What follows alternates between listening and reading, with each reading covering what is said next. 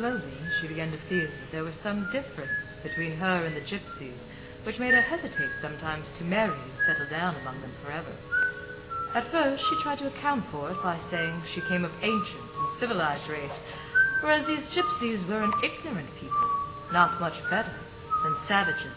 Gentleman. One night, when they were questioning her about England, she could not help with some pride describing the house where she was born, how it had 365 bedrooms, and had been in the possession of her family for 400 or 500 years.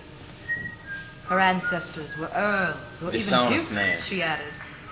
At this, she noticed again that the gypsies were uneasy, but not angry as before when she had praised the beauty of nature. Safe camp. Now they were courteous, but concerned, as people of fine breeding are, when a stranger has been made to reveal how his low birth or poverty. Kind-hearted woman. Rustum followed her out of the tent alone, and said that she needed not mind that her father were a duke, and possessed all the bedrooms and furniture that she described. They would none of them think the worse of her for that. Then she was seized with a shame that she had never felt before. Safe camp.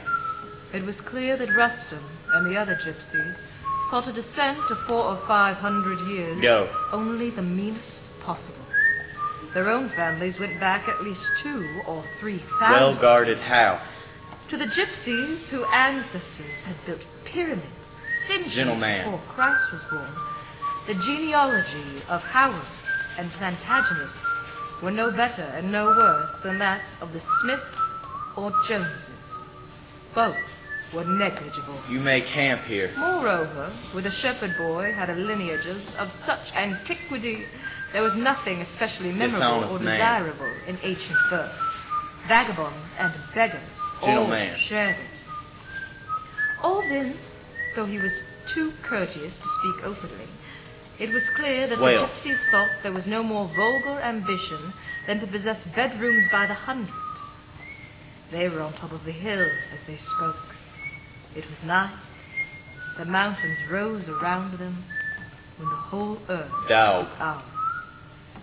Looked at from the gypsy point of view, a duke, Orlando understood, was nothing but a profiteer or a robber who snatched land and money from people who rated these things of little worth and could think of nothing better to do than to build 365 bedrooms when one was enough and none was even better. Well-guarded house.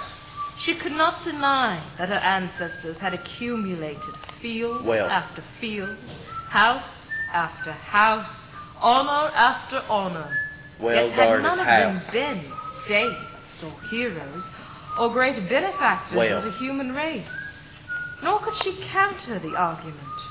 Rustum was too much of a gentleman to press it, but she understood that any man who did now what her ancestors had done 300 or 400 years ago would be denounced, and by her family most loudly, for a vulgar upstart, an adventurer, a nouveau riche. Well-guarded house.